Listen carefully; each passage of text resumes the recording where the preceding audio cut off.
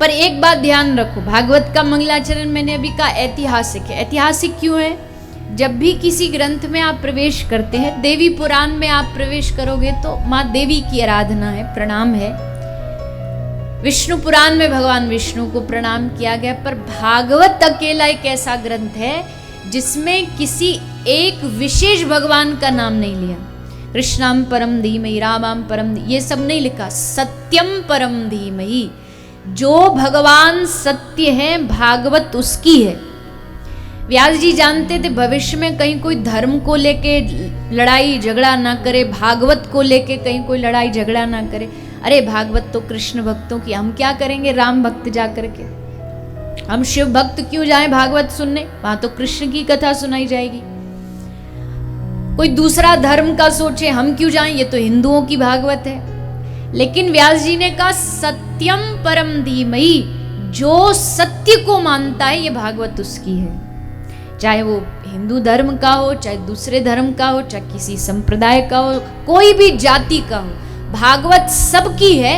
और भागवत सबका स्वागत करती है कि आओ यहाँ बैठो, भगवत कथा सुनो और अपने जीवन में परिवर्तन लाओ, बदलाव लाओ। आप किसी प्याऊ पर जाते, प्याऊ समझते हो?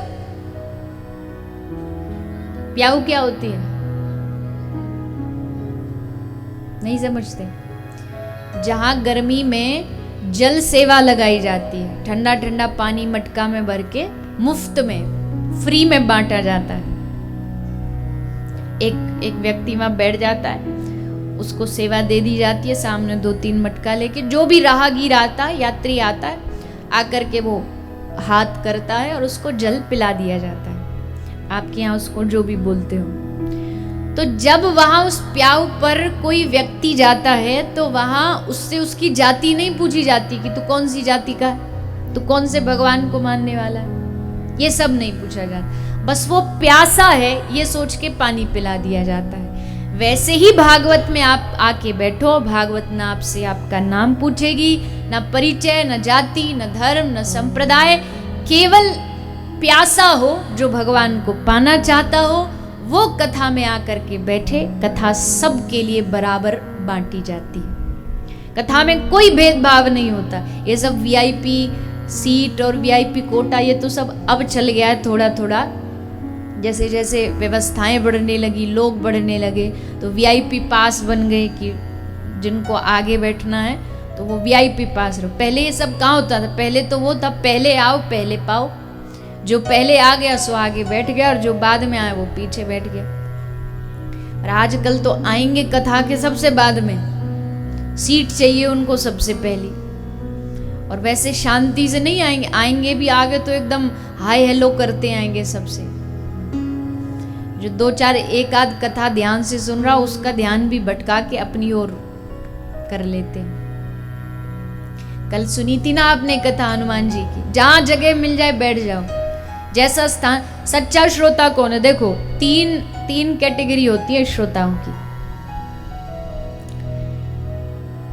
ध्यान से सुनना और आप बताना फिर आप 3 में से कौन से वाले हो। पहले होते हैं श्रोता। श्रोता का मतलब क्या है? जहां जगह मिल गया, स्थान मिल गया, बैठ गए, आराम से आए। 3 घंटे जो व्यास जी ने कहा बड़े ध्यान से सुने, ना खुद कोई बात की ना किसी को करने दी, श्रद्धा से सुना, मन किया तो गाए, मन किया नाचे, रोए, कभी हंसे। ये सब श्रोता का लक्षण। जो डूब के कथा सुनता वो होता है श्रोता। दूसरा होता सरोता। ये सरोता क्या करते हैं? बोले ये कथा वथा सुनने नहीं आते, ये बस कमियां ढूंढने आते हैं कथा में। वक्ता जी ने कहा भजन गलत गा दिया, चुटकुला सुनाया कि नहीं सुनाया, श्लोक बोला कि नहीं बोला, यजमान जी ने पूजा कर रहे थे तो पानी जल चढ़ाया कि नहीं चढ़ाया, टेंट अच्छा है कि नहीं है। और आप ऐसों को कभी खुश नहीं कर सकते। आप कितनी भी कोशिश कर लो, कितना भी प्रयास कर, कुछ भी नहीं तो वो जाते जाते कथा के विश्राम में 8वें दिन कह देंगे सब अच्छा था पर भंडारे की सब्जी में नमक कम था। उन्हें कमी ढूंढनी होती है तो कहीं तो ढूंढेंगे। तो ये होते हैं सरोता, हल्ला मचाएंगे। एक दूसरे से बात करेंगे, ये श्रोता के लक्षण। और तीसरा, पहला श्रोता, दूसरा श्रोता और तीसरा होता सोता। इनको ना तो व्यास जी से मतलब है, ना इनको यजमान जी से, ना इनको किसी से मतलब नहीं। बस ये आते हैं, 3 घंटे आराम से इनकी समाधि लगती है, और 3 घंटे बाद ही जब व्यास जी जयकारा बोलते, बोलिए बांके बिहारी लाल की, तो इनको होश आता। अच्छा, हो गई खत्म? हाँ जी, हो गई। वाह, क्या कथा थी, क्या कंठ था, क्या वाणी थी। अब उनसे पूछो क्या कंठ था, क्या वाणी, तो एक शब्द ना बता सके। पर चलिए, महापुरुषों की तो हम पर इतनी कृपा है कि वो ये तक भी कहते हैं, घर में सो रहे उससे अच्छा तो ये भी है कि कथा में सो जाओ।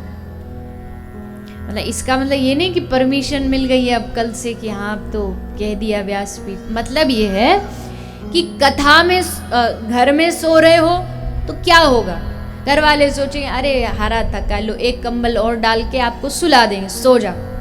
कथा में क्या होगा, 1 दिन सोगे, 2 दिन, 4 दिन, धीरे धीरे श्री व्यास जी की वाणी में, श्री सुखदेव जी के श्लोकों में, बाबा तुलसी की चौपाइयों में इतनी शक्ति है कि एक ना एक दिन आप सबको, हम सबको जगा कर के ही रहेगी।